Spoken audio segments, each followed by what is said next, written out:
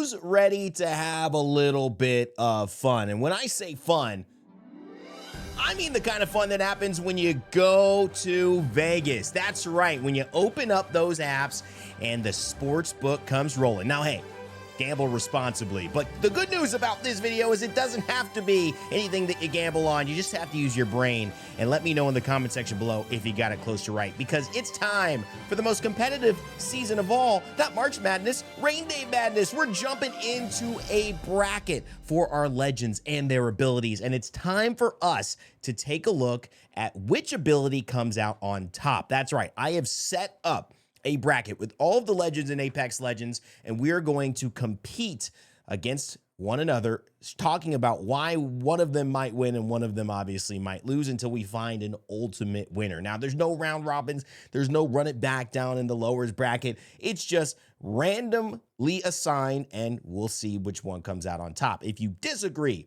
comment below why. If you would have made a different choice, comment below why. And if you like the video overall and this, well, you know, leave a like. I appreciate you guys hanging out here with me as we get on started. So let's get moving, baby. It is time to go. So first off, let's start on the left side of the bracket. For me, you know, Gibraltar, you're talking about Dome Shield, and Catalyst, you are talking about Piercing Spikes. So one of the things about these two legends particularly is they both kind of do the same thing. It's a rough matchup for Catalyst, in my opinion, because one of the only other abilities that does so well at kind of stalling out people from pursuing and being aggressive is the Dome Shield. Now, Gibraltar hasn't really been in the meta lately, and that's something that, you know, Catalyst has taken advantage of quite heavily because she's been a mainstay consistently. But would you rather have the flexibility of throwing down a piercing spike in front of a door, or would you rather have that Dome Shield if it came down to it? Now, this isn't the whole kit. These are actual abilities, and I feel like this is going to set the tone for where we're at. Because of how I've seen Dome Shield used currently in this meta, some of the counters that it has, and the ability for people to not really use it outside of the zone that they are, I feel like Catalyst's abilities to thwart you coming into buildings, to also set up plays and be a little bit more aggressive, as in throwing those piercing spikes away from her, down floors, towards enemies where they're set up. She has a little bit more flexibility with it, and ultimately I think I would take Piercing Spikes myself over a Dome Shield. I think Piercing Spikes beats Dome Shield. It's certainly a better character in the meta, but overall I think Piercing Spikes just has a lot of value, and to me is something that does the job of warding off people more. You know, people are going to push a Dome Shield. Are they going to push through Piercing Spikes? I don't think so. All right, I'm giving Catalyst the win there. Now, moving on, it's Lifeline versus Horizon. Ooh, this is a good one right here. Two characters, offensive and on the support side. So, Lifeline, what do we think? Lifeline obviously brings her drone of compassion to the process, and it's auto healer, which is going to give you the ability to heal yourself or heal your teammates. And one of the updates that has happened to this is you can apply it to other teammates far, far away. You used to put it down right next to you. Anyone could show up and your whole team could heal around it, but it was obviously limited to the space. Now it can actually travel. I think having that is pretty good. When you look at Horizon though, Gravity Lift, I always talk about Gravity Lift as one of the underrated movement abilities in the game. Like, think about this. What movement abilities are there even in Apex Legends that get you from low ground to high ground? Well, Sparrow has one. Octane has an ultimate. You know, Ash has an ultimate and a sideways jump. Valkyrie has her passive with the jetpacks. You look at Vantage and Echo, which might be used now. And you look at Pathfinder and the grapple. I mean, there's not really that many choices that are going to get you all of that, right? So one of the things that I kind of am noticing particularly is that, you know, I think that there's some value in Gravity Lift inherently, because it not only does it for yourself, but it does it for your teammates. If I was talking about what might make the difference in winning a fight, what I would like to have, I think movement typically wins over sustain, especially because the sustain, yes, while it is good for resetting in terms of a fight, I'd much rather have a Gravity Lift. Though I think overall there's a really good argument for looking at the Lifeline drone of compassion and the healing in being just like, hey, I'm going out and fighting. I'm sending my teammate out to fight, and this is doing a really good job. I know a lot of you are probably going to disagree with me on this because, hey, Lifeline's a great character, but I think Gravity Lift ultimately is a better ability. And, you know, there's so many uses for it. There's so much aggression. There's so much getting out of dodge. Yes, Lifeline can heal you, but if you're in a bad spot, it can't save you, you know? And if someone's up on height, you can't attack them. If your teammate needs to rotate, it doesn't have any help in that regard. And if someone's shooting you, it's not going to be the difference between you staying alive and dying. Usually it's better for resetting and those little moments. So for me, I think I give myself and I give Horizon the win over Lifeline. Wow, that's a big one. We got a nice little bracket here coming up. Our winners of our first matchups, Horizon and Catalyst. All right, we're moving on. This is a good one. This is a good one. It's a weird one because Crypto and Pathfinder have two of the best tacticals in the game. And the reason for that is because Crypto's tactical is basically his entire kit. You can't really use Crypto without using his tactical. And so therefore it becomes one of the most important tacticals in the entire game. But now you're competing against Pathfinder, who actually has a grappling hook. And with the recent changes that have made it a little bit more reliable, this grappling hook, whether you do it shorter, has a cooldown that could be, you know, between 15 and 30 seconds. If you get the longest maximum, it's going to be the longest version of it. Long story short, access to height and flexibility for, you know, shorter grapples to still have more mobility in fights if you need it later on. I think the Pathfinder probably would have had an edge over almost every single character. But I think what the drone does particularly in terms of what the drone is, it's just such a powerful tactical ability. It's kind of almost cheating in this because the drone is essentially, it's the ultimate, it's the vision, it's the way that you play Crypto. Would you rather be able to grapple? Would you rather be able to have your drone? I think a lot of people realize that when you're scaling with skill, grapple is probably going to be your most valuable resource. But if you can't grapple well, if you don't have the highest level of skill, you're just talking about raw value from an ability, Crypto's drone is pretty valuable. It could pick up banners. It could res your teammates. It gets information for you and your teammates as well during a fight. And of course, it is the basis for his ultimate, which is the EMP. While the grappling hook is amazing, I think Crypto's drone just does a little bit too much. And however, this is a tough matchup. I think this could go either way. I'm going to give the edge to Crypto here. Now we're talking about Seer and Rampart, and this is interesting because Focus of Attention is one of the best abilities because it silences, it does damage, it reveals enemies. And this is a huge thing when you can land it. There's been a lot of things in Apex Legends that have taken focuses of attention down a peg, and that's been unfortunate for this character who needs kind of every little nudge in the right direction as Seer can get. I wouldn't say that focus of attention would have ever lost this had he been in his prime, but he's not in his prime. So that does factor into it. Unlike Pathfinder and Crypto, which both are kind of doing well right now in the meta.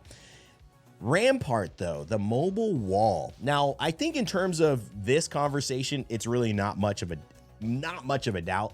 I think when you look at the value of what you can do with these two characters, Focus of Attention requires Seer to be way more aggressive than he used to have to be. This would land almost instantly and guaranteed, and now it's much more of a gamble whether it will be valuable and whether it'll hit. It just isn't the same impact as it used to be. Rampart walls, they bring value, so much value, because it turns something that isn't a place to hold into a semi-place to hold. It turns, you know, a cavern, a nook, a cranny in Storm Point, Broken Moon, E-District, wherever it is, into a place that you can actually stabilize a little bit.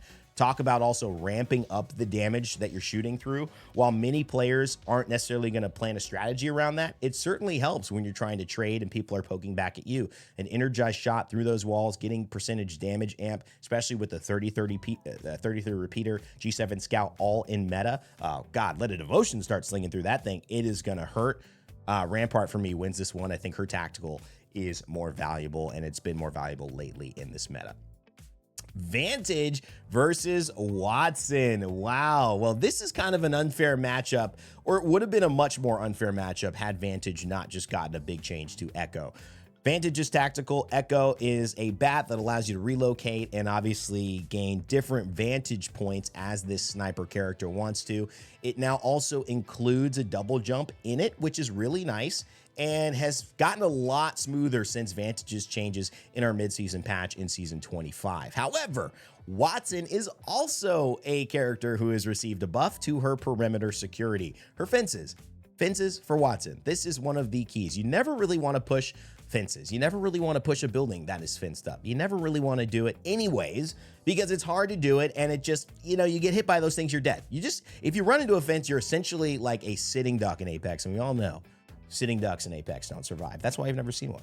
They're all dead. That's why. So Wattson is in a position to already have kind of won this battle, but the fact that they got better and that they electrify doors, you can move them away so that people have to risk being electrocuted when opening a door, risk being electrocuted when trying to even kick down a door, and even sometimes risk being electrocuted when trying to open and when trying to sneak in and shoot some of those fences down. They become so much better at holding down space. Perimeter security is probably one of the best tacticals in the game. I think she's going to have a real good time in this tournament, but will she be able to beat everybody? I don't know. That's a question. Wattson is a great character. She's going to take the edge over Vantage. So Fuse and Newcastle. Wow, this is quite an interesting one. Fuse, the total offensive tactical. What an offensive tactical is. Knuckle cluster. I shoot it. It does damage over time in an area and makes your life living hell to stay in. He's got multiple of them that are on low cooldowns, and so peppering your screen with knuckle clusters is an easy thing for Fuse to do. But you look on the flip side, and you look at Newcastle. And Newcastle, well, he's got walls and walls for days, but this one is the mobile shield. Now, I think Newcastle's mobile shield is one of the more effective abilities in Newcastle's kit, but is it the best ability in his kit? I would say no. I think you're either looking at Castle Wall or his res as the best abilities in his kit. This ability by itself is just a nuisance compared to, it's just a nuisance added on to all the other stuff that he can do. Does that make sense? If this was his only ability, if this was his only shield like Gibraltar, would we be having this conversation? No. But we're having the conversation because Newcastle by himself, with his Castle Wall, with his res, with his mobile shield, is like, dang, brother. I mean, how many shields you got? How many shields you got? I don't think he's got a good answer for that. 3 really is pretty much the answer. But in terms of raw power and tactical, I think Fuse has so much more presence with his. Defensively, the mobile shield by itself is a good ability, but it's way better. The whole is greater than the sum of its parts in that conversation. If we're just looking at the parts, I think the Knuckle Cluster has played a more vital role in high-level competitive play, especially with the Newcastle shield no longer being completely invulnerable. There was a meta where that was the case. I think it would have won in that situation. Now that it can still be destroyed and you have the ability for, Fuse to still be a real nuisance. He's one of the best pokers. He's one of the best, like, you can't stay in this situation for it. I'm going to give this actually to Fuse. I think the Knuckle Cluster is great. It's one of my favorite abilities in the game. Bloodhound and Ballistic. Ooh, this is a good one. We've got metas old versus metas now. And Bloodhound used to be the Allfather in many different a way. Running with Eye of the Allfather, the tactical that scans enemies through walls and gives you threat vision, not only to you, but to your teammates, giving you the ability to rush down and dominate when you see the opportunity to do so. Bloodhound on a lower cooldown, on wider vision, on being able to stay up and get more scans with the ultimate, with Nox, was a threat. Bloodhound had all of those levers turned down, and after the season of Bloodhound Bangalore, we haven't seen Bloodhound return to it. Meanwhile, Ballistic is currently in the best of the best situations. His Whistler has been one of the most talked about and most nerfed things on his kit over the last few patches. While, however, I've said that maybe that's not the most important thing. I think his Tempest is actually a little bit stronger. His ultimate, which gives players unlimited ammo and faster reloads and movement speed.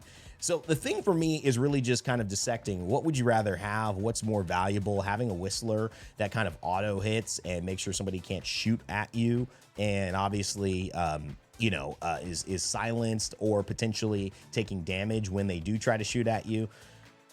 I think right now the Whistler would probably get the edge for me, but when you consider that if the Whistler was not an auto hit, it wouldn't. I think that's kind of where the conversation leans for me. I think Ballistic gets a slight edge, but Bloodhound in previous metas would have certainly beaten Ballistic. I think the Whistler is fine. It's annoying, but talking about the value of that threat vision and talking about the abundancy of it, and also it's a guaranteed scan. It's guaranteed. You just press the button and you just see people. That's amazing. Whistler also kind of, though, has that auto aim. So for this one, Ballistic's going to end up winning.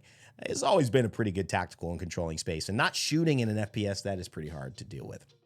All right, Mirage versus Wraith. I could spend a lot of time on this one, but I won't. Mirage has a very good passive, a tactical. If Mirage was actually going to be up against a couple of these other legends, I probably would have maybe given him a chance to make it out of this round. But Wraith, in my opinion, Into the Void, going invulnerable, and the ability to make it faster or give it, reduce the cooldown on it, it's always been one of the best abilities in the game. The reason being is that going invulnerable is just a free cheat code. When you can't take damage, you have options. You buy time.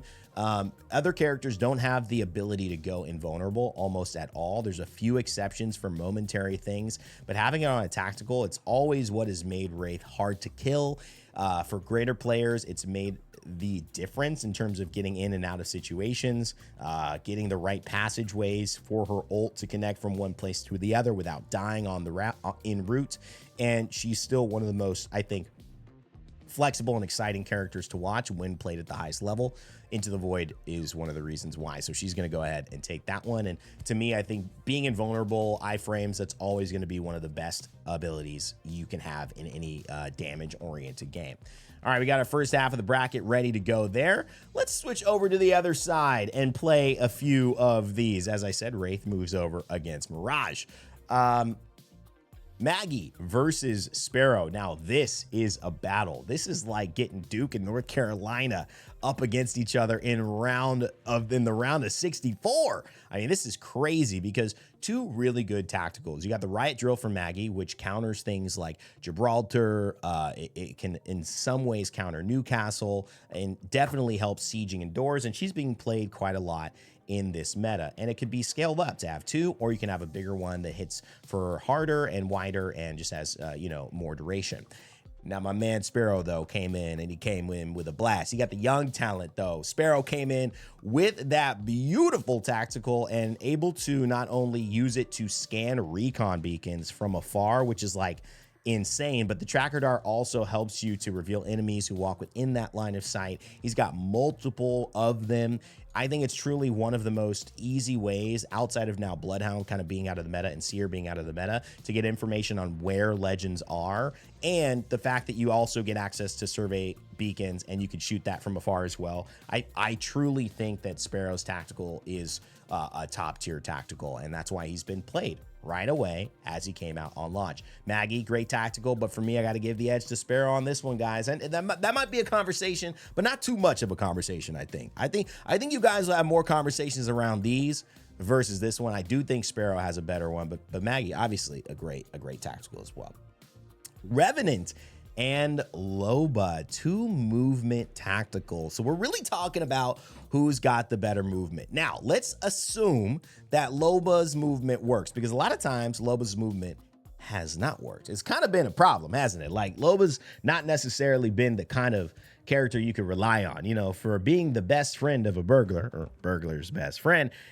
She ain't that good of a friend. Sometimes she's bugged out. Sometimes she's not working as intended. And that's plagued this character in being sustainable and consistent in high level play. But when valued and when usable, has been known to show up here and there. Revenant really is not getting seen, and even from a casual perspective where he used to be a ranked monster, has lost a little bit of his appeal there. He had a little bit of a hit with the skirmishers, getting that buff, knock reset on tactical, tactical reset on knock, but now it seems like maybe he's just kind of gone back to where he was before, which is a good character if you really care about him, but if you don't, there's no need to necessarily play Revenant over anybody else. What that means to me is that, all things considered, I like Loba's burglar's best friend over Revenant. The two reasons why is I think if Revenant has more mobility, that could help. But I think Loba is just very, very good at maneuvering. She offers high ground like he does, but you can go through buildings and go through windows, which gives her a different way of navigating terrain. So she could be trickier. She can get ahead of you in a little bit of an easier way. I think Revenant is certainly one of those characters that, you know, if you want a shadow pounce and you want that, cool. But without some of those perks, I don't know. I feel like maybe Revenant shadow pounce, you know, loses here because you do need some of the quality of life changes to get it going faster. I don't know. I'm kind of talking myself in and out of it because I think Loba and Rev, it's just two different ways of moving. Do you care more about going into a building or being able to say, hey, I'm going, you know, because distance is a factor, right? Or do you care about what can you do with one? Because one rev pounce downhill is different. One rev pounce uphill is different. You know, one Loba throw uphill. This is a tight battle, guys. I'm not gonna lie. Do you guys have some? What do you think? What do you think? Revenant and Loba. Shoot. What's the cooldown? What's the cooldown on this? 25 seconds to 20 seconds for Loba. Revenant 25-20. I think this is a lot of preference. I think a lot of this is preference. I think they're both decent movement abilities. Oh, you know what? Part of me thinks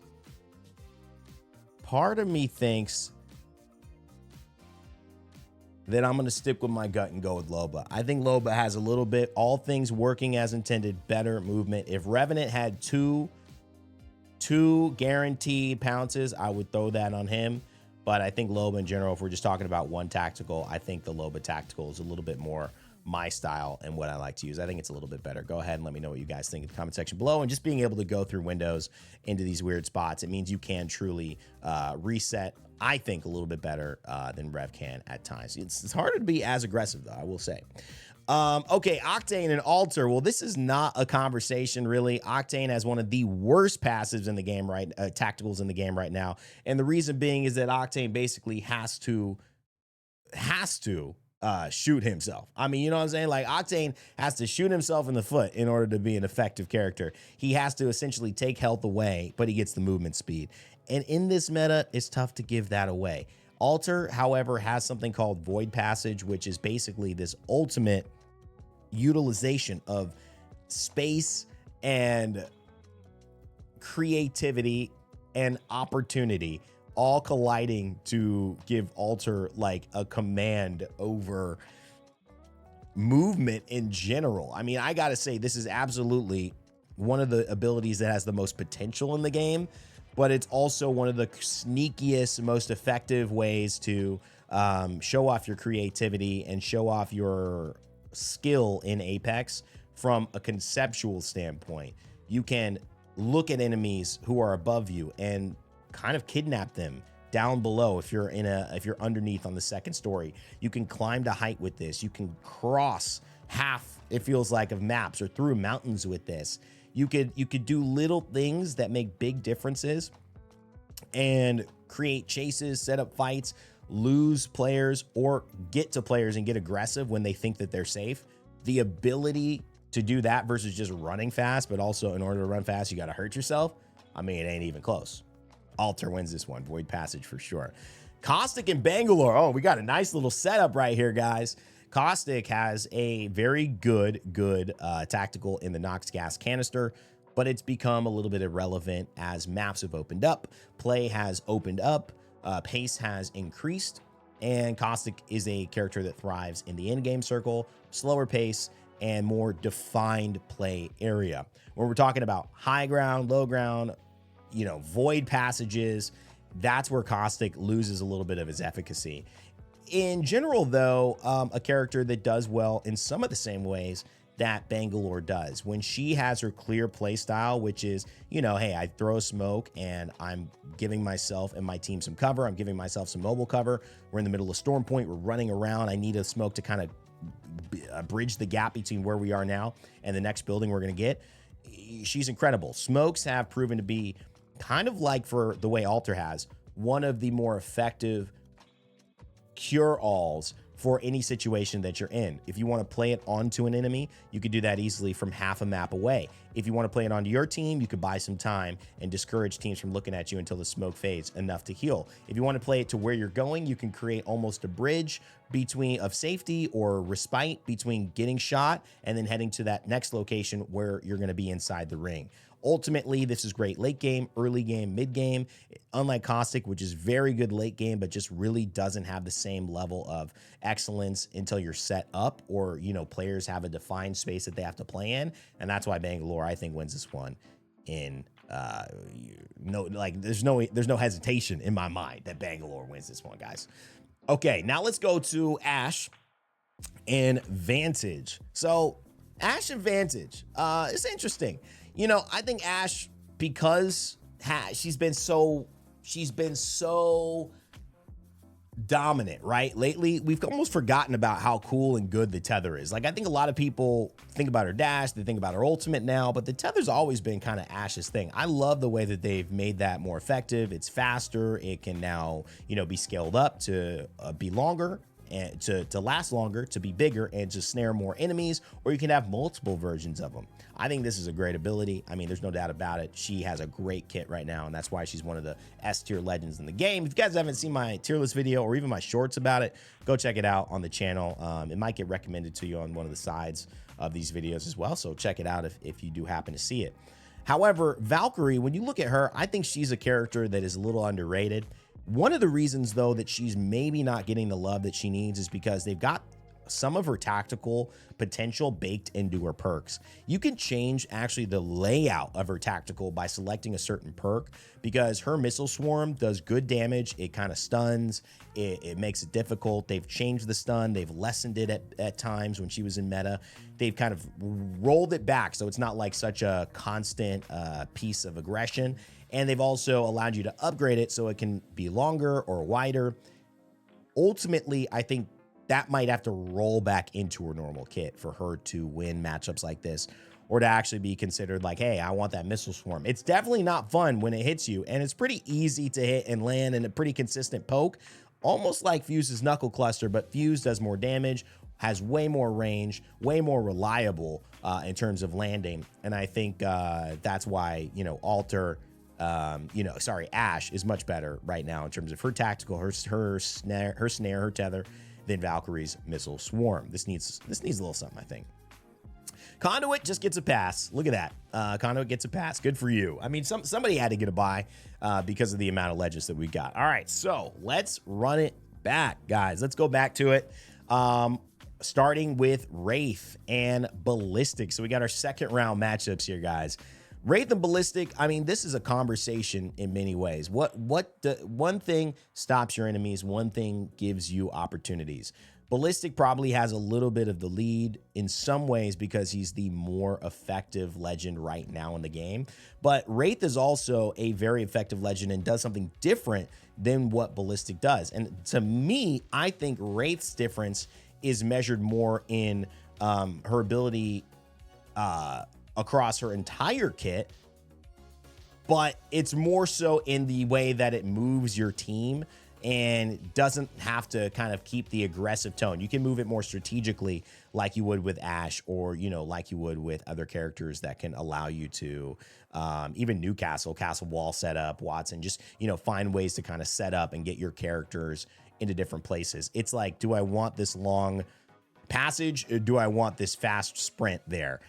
Now, tactical wise, again, when you go back to it, I think Ballistic just makes the game harder for people to play. But given the fact that that's nerfed, and given to me the fact that immunity frames kind of ultimately end up being better, I think Wraith has the better tactical here. If I had a choice to have a Whistler or immunity frames, I would honestly take immunity frames. I know Whistler is fun to use, but I just think that, this is something that is, you're almost never going to go wrong having the ability, in my opinion, to be better, to be getting out of a tough situation and no one being able to shoot at you. Used correctly, you should be able to live much more than in using a Whistler onto an enemy, because yes, that will stall them, but that may not save your life, and it also may not get you out of that fight in order to fight again. So for me, this is a tougher matchup, obviously, but I think Wraith takes the edge over Ballistic.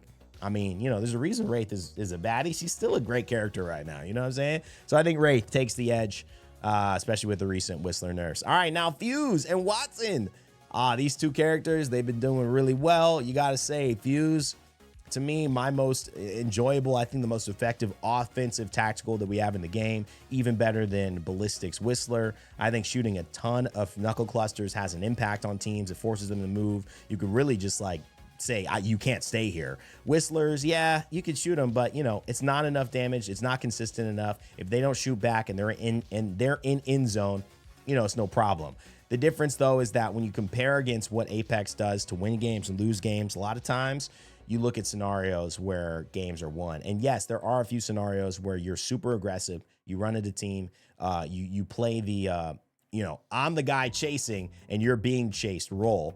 But in most situations, if you have a character and you look at a team composition and they have a Wattson and you have a Fuse, Wattson is going to be more valuable. And part of the reason even in that conversation is like, well, is Fuse going to get me through these doors? Is Fuse going to get me through that Wattson? Is Fuse going to help me siege this building or help me siege this area? A lot of times that knuckle cluster will get eaten up by Wattson's kit.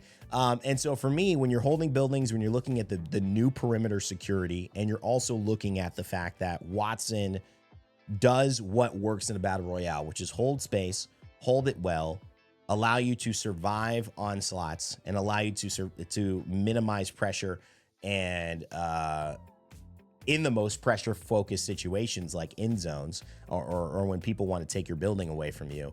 I think that Wattson's perimeter security plays a bigger role in Apex Legends. And I think is especially with the new buffs, I think it's still maybe the best tactical ability in the game. It's up there. I think it takes Fuse, and Wattson's perimeter security moves on to the next round, guys. I mean, this is great. You know, I want to see what you guys think about this. You know, obviously I've got my opinions, but I know you guys are gonna have some different opinions too. So I love to hear them in the comment section below again as well. If you guys are enjoying this, you're still watching, you haven't liked the video yet, leave a like. YouTube's like, what? He's still watching, but he hasn't said anything or liked the video. I mean, dang, listen, I'm the first one to know that we do that. So just in case not, love to have it, guys. All right, this is something new too. So if you like it, it's something new. All right, so Crypto and Rampart. This is an interesting one. Rampart gives you the stability. Crypto gives you the information. He gives you the flexibility, grabbing banners,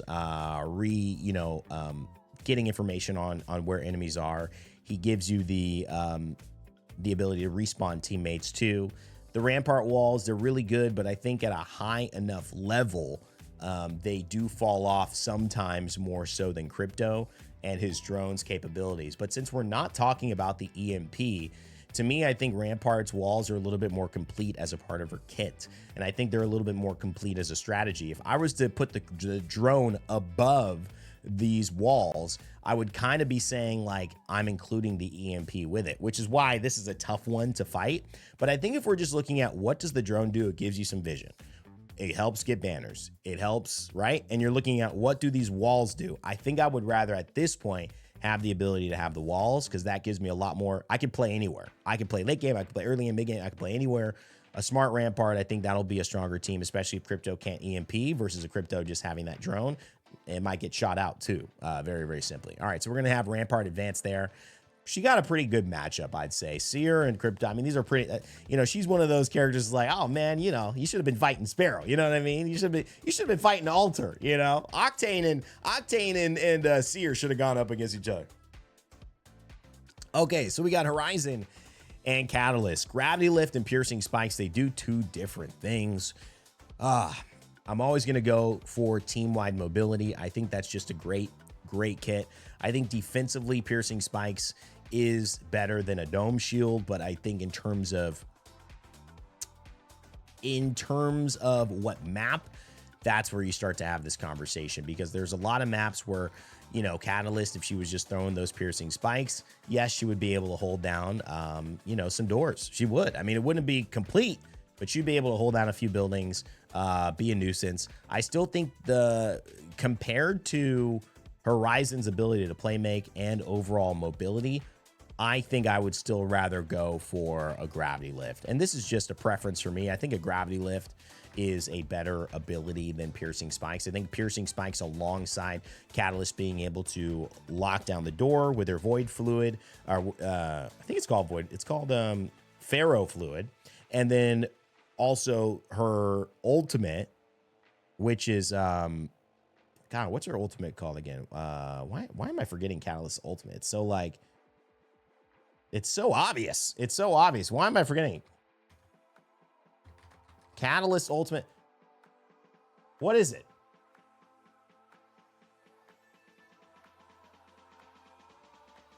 Why am I forgetting this? Why am I forgetting Catalyst ultimate? This is taking Dark Veil. Okay, my goodness. Dark Veil, my God. Okay, sorry guys. Sorry we had to stop the whole video for that. Dark Veil, I just like the gravity lift. I think that's better. So it beats piercing spikes. Sparrow and Loba.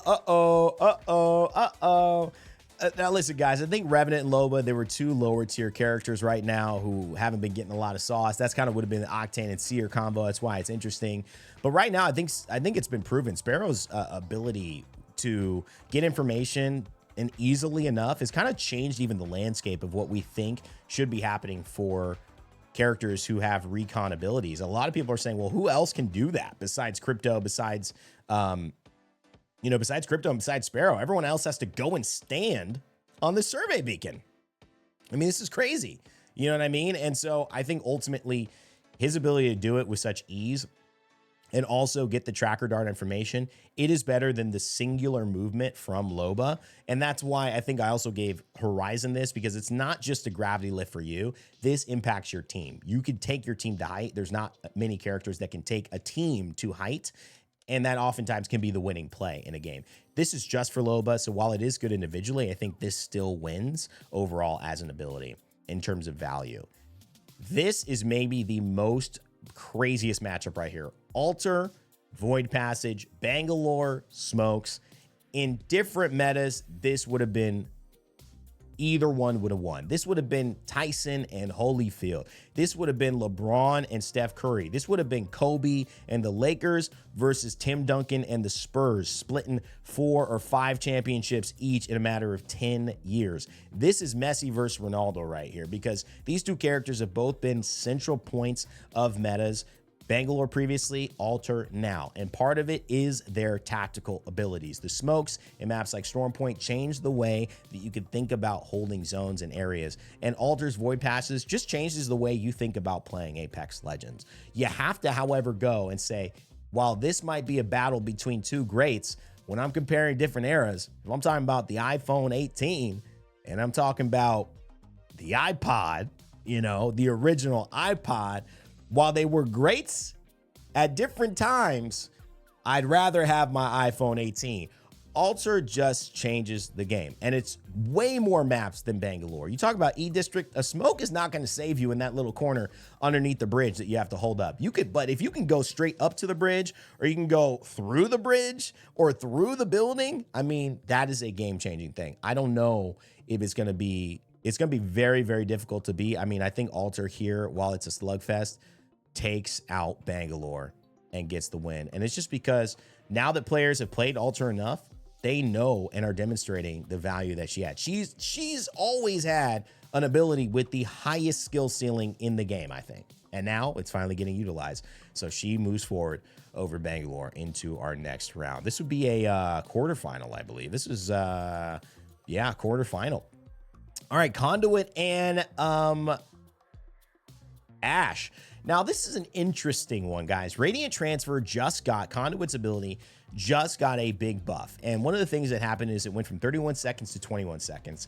And now it's gone from recharging after you take damage. So you'll have this like shield generating, passively shield generating ability on you as a player and for Conduit as well.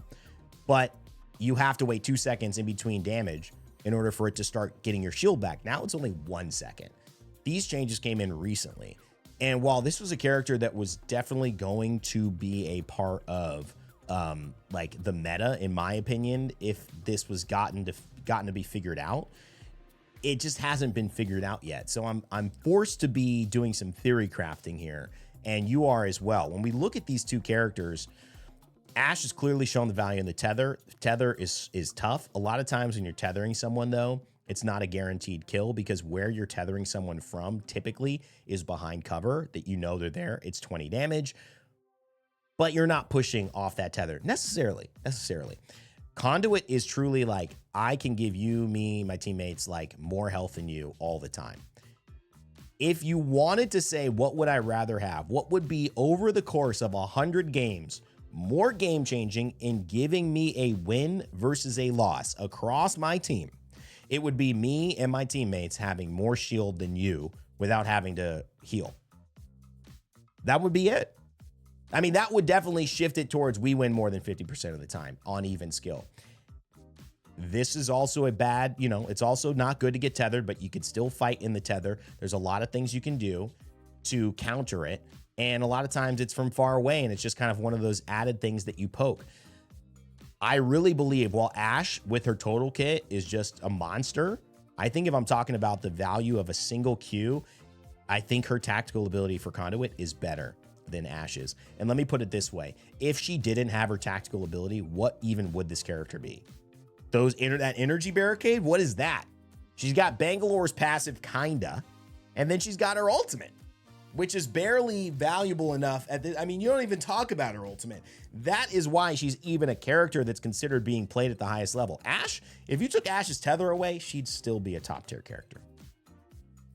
Think about it.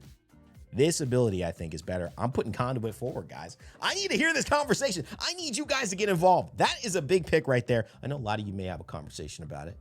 Talk to me about it. I'll talk back. Let's go. All right, here we go. Maybe a big surprise, taking an S tier legend, but this is not legends, guys. This is abilities. If you want to see me do this for passives, if you want to see me do this for ultimates, and if you want to see this happen for legends, okay, remember this is randomly generated, so I didn't put these together. I just hit a button. If you want to see it for all of those, let me know in the comment section below, because I can run this back. I'm planning on running it back whether you want to or not, but I can run it back. Okay, we are now in our quarterfinal series, guys. It's starting to get intense. Let's start on the top left. Horizon versus Rampart. We talked about flexibility in Rampart walls. Defensively, these walls have proven to be taking down Seer and his focus of attention, Crypto and his EMP drone. Remember, not the EMP, just the drone. And of course, Horizon has taken down the great Lifeline drone, as well as the piercing spikes from Catalyst. So already taking down a drone. Does she take down? So both these characters have taken down a drone. All right, there we go. To me, I'm going to go with putting it this way. In a situation where you want to win a game, what would you want to have? And across that, how would that apply to the beginning of the game and the middle of the game? So for instance, if it's like, hey, this is the perfect win game scenario, like Caustic's Nox gas canister. Is it still great mid game? Is it still great early game? Is it still great all those things, right? That's what you have to ask yourself. So if it is, I think you start to see how valuable this ability is. If it's not, then I think you start to see maybe it's not so valuable. Rampart's walls are pretty good across mid, early, and late game. She could set up anywhere that she wants with those walls. And believe it or not, I mean, they just provide an opportunity for your team to stabilize. They also provide an opportunity for your team to hold the space. This does not allow you to hold space. This allows you to siege. It allows you to be aggressive, sure. And it also allows you to have team-wide mobility. There aren't a lot of other legends in this mix that provide team-wide mobility with their tactical. And so I have to weight the fact that this is super rare, while there are other legends that provide defenses and holding down situations with their tactical. So Rampart, while she is not necessarily while she's very good, she's not necessarily unique in what her tactical provides. And I think that there's a lot of times where you are not able to set up. And if you're not able to set up, then you are ineffective. If you are not set up, Horizon allows you to still navigate that space with more creativity and more options. And even if you are set up in an area and you need to move, Horizon is better at getting you and your teammates into a place where hopefully you can move instead. Rampart, maybe if she had enough defensive utility where it doesn't matter, you're not going to push through our defense, would be up on this list and beat Horizon. But because of the gravity lift, the team-wide mobility, the individual mobility, the ability to be creative and access different areas, and also movement in in-game zones or to get into in-game zones, I think that she is a better character. I think ultimately Horizon's dominated metas before. I think we've forgotten how good the gravity lift is. I don't know if I can keep the walls into semifinals. I think I'm going to go gravity lift here, guys. You let me know. And we'll see. We'll see. Because I think ultimately, yes, those walls are good. A little bit easier to destroy, a little bit of a nuisance, and also very difficult to move with and have the same efficacy as when she is stood up. But she is when she's set up, excuse me. These are getting tough, though. I'm not going to lie. These are getting tough. Wattson and Wraith. Guys, this is a hard one too, man.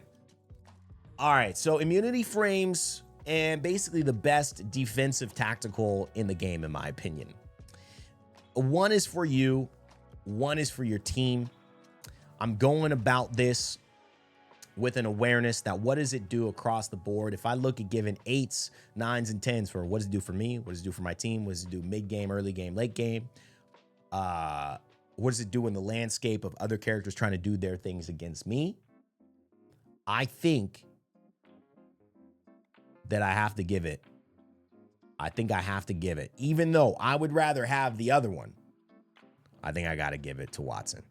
Guys, and the reason I'm going to go Wattson here, yes, because of the buff, but I think when you look at perimeter security, it now does kind of what Catalyst does, but she needs 2 abilities for it. She needs her passive for it in order to kind of make those doors impenetrable or not worth pushing.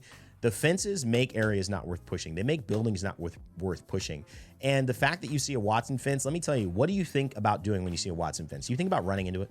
Do you want to fight it? Do you even want to be like, oh, okay, they're Wattson fence up there next? That's what you think, right?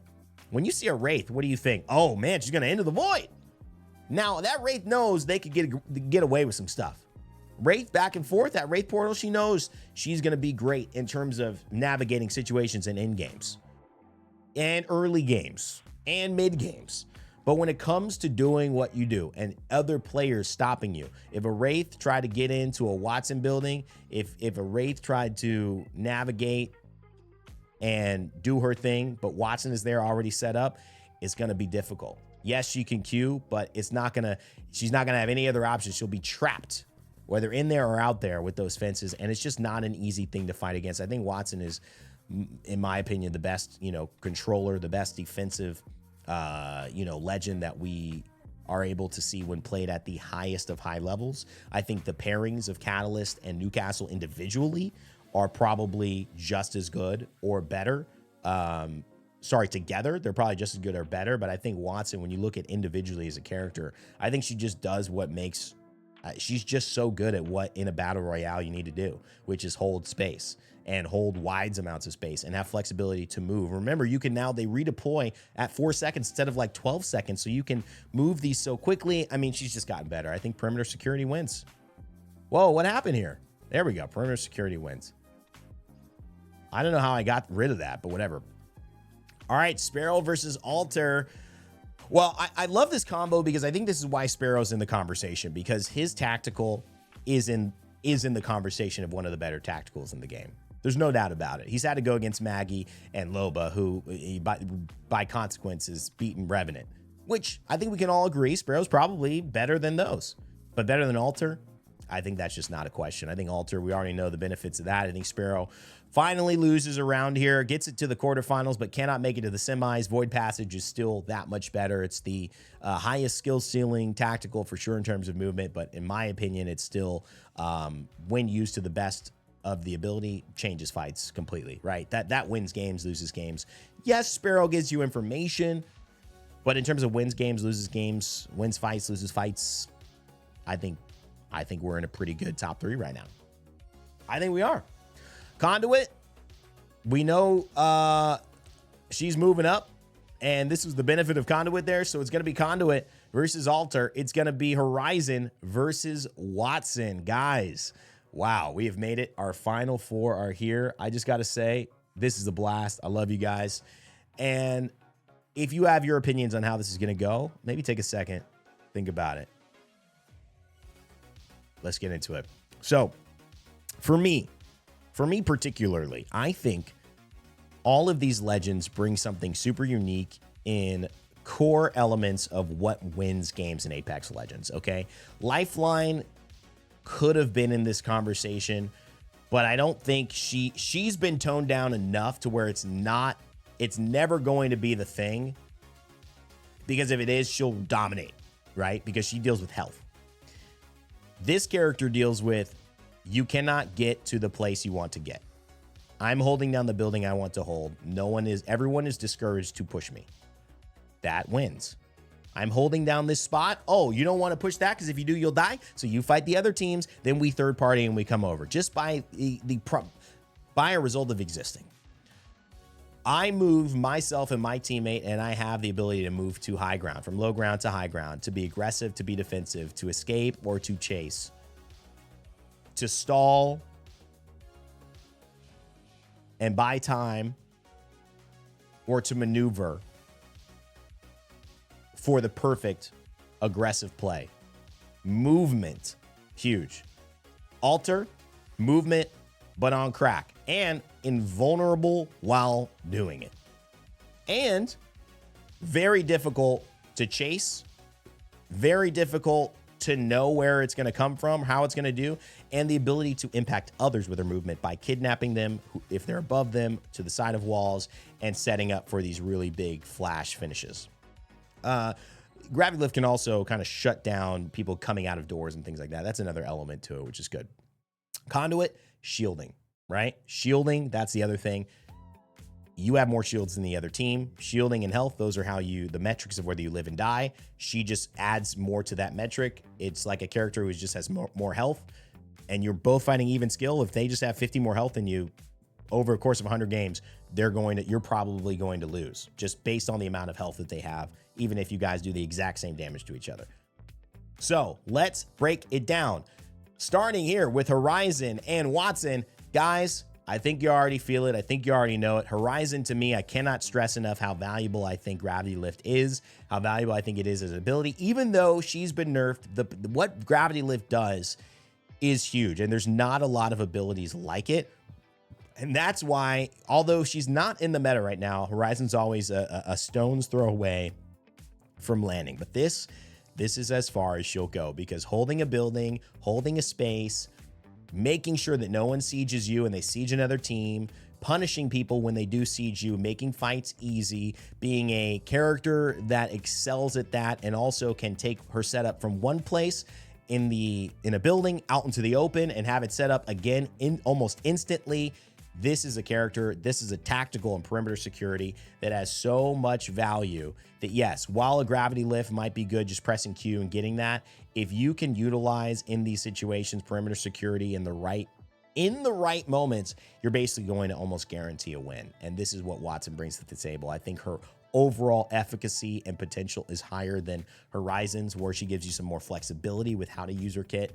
I think Wattson is going to go into our finals here, guys.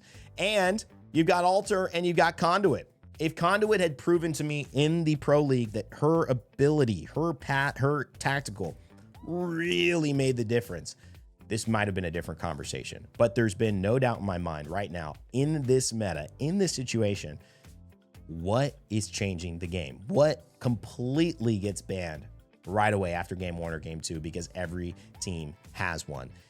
It is none other than Alter and her Void Passage. It is simply the best movement ability in the game. It works for you. It works for your teammates. It works for enemies. It works for everybody. It's the most creative, the most high skill ceiling movement and probably ability in the game. And for that, Alter takes down Conduit, and it's a Wattson Alter final, ladies and gentlemen, which means that it has brought us to a very important moment, a moment where we decide our winner. And after all of this, all that's been said and done, this entire bracket, I have to say thank you for watching. Thank you for being a part of this. And also remember to never give up, never stop gaming, because that is a huge part of this as well. That's what we like to do on the channel. And leave a like. As we get into it, guys, I need to hear it. I need to hear it from you because it's been a moment. It's been a moment. We've looked far and wide for these two tactical abilities. We've found so much hope, so much conversation, so much joy in seeing these characters battle it out. But of course, just one has to take the trophy. One must win. And that winner, my friends, when it comes down to it, can only be said, only be discussed, only be shown one time here in this video before, of course, you all and the crowd erupts with glee. I'm talking about none other than Alter Void Passage, your victor of Rain Day Madness, the best, high skilling, most potential, and now most used potential tactical in the game. She is S tier for a reason. She does it all, folks. You, your teammates, anywhere you want to go, just enjoy that Void Passage and it'll take you there. It's changed the game as it should. While Wattson is a very good competitor, Alter is currently at the top of the list. Let me know if you guys enjoyed this list, enjoyed this Rain Day Madness. And if you want to see some more, make sure to subscribe on the channel and leave a like on this video. Take care, everybody. We'll see you next time.